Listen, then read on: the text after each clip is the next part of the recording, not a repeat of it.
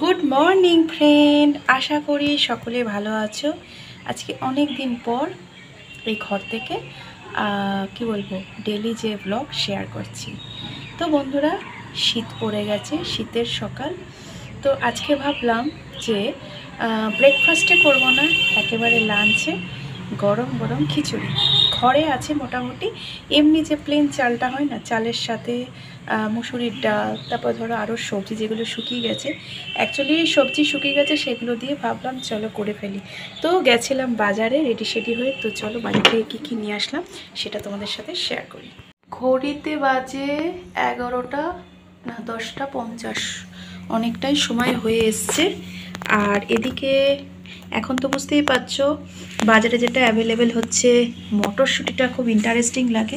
মটরশুঁটি দিয়ে আলুর দম খেতে দারুণ লাগবে। একটু বেগুন নিয়ে আসলাম, সাথে একটু বিস্কুটের ঘাটতি ছিল, কমলা লেবু, আর যেটা বলছিলাম শুকিয়ে যাওয়া সবজি, এই কটাই মোটামুটি ছিল। তো এগুলো দিয়ে একদম কাটাকুটি করে খিচুড়িটা, গরম গরম খিচুড়ি বানাবো।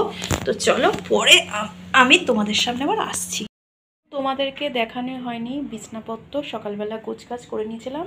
তো খাবারের বিষয়ে চলো, গরম গরম খিচুড়ি। এই দেখো ধোয়া ওঠা খিচুড়ি। দেখো বিশেষ কিছু আইটেম ছিল না বলতে, জাস্ট বিট না তোমার হচ্ছে।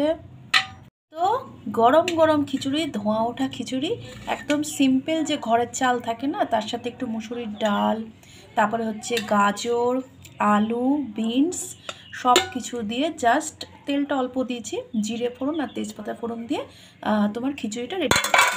তা ভাবলাম সাথে কী কী দেবো, চাপাতি, সাথে যেটা করেছি আলু ভাজা, পটল ভাজা। তো চলো একটু ডেকোরেশন করেছি সেটা তোমাদের শেয়ার করি।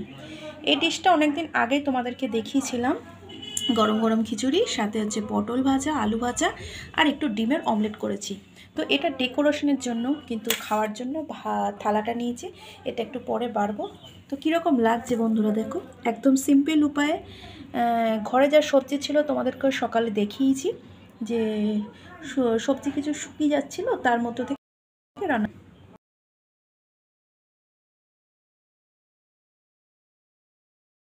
তো প্র্যাকটিক্যালি থালার মধ্যে বেড়ে নিলাম, আর একদমই সময় নষ্ট করা যাবে না। একটু পাতলা হয়েছে, ক্ষতি নেই।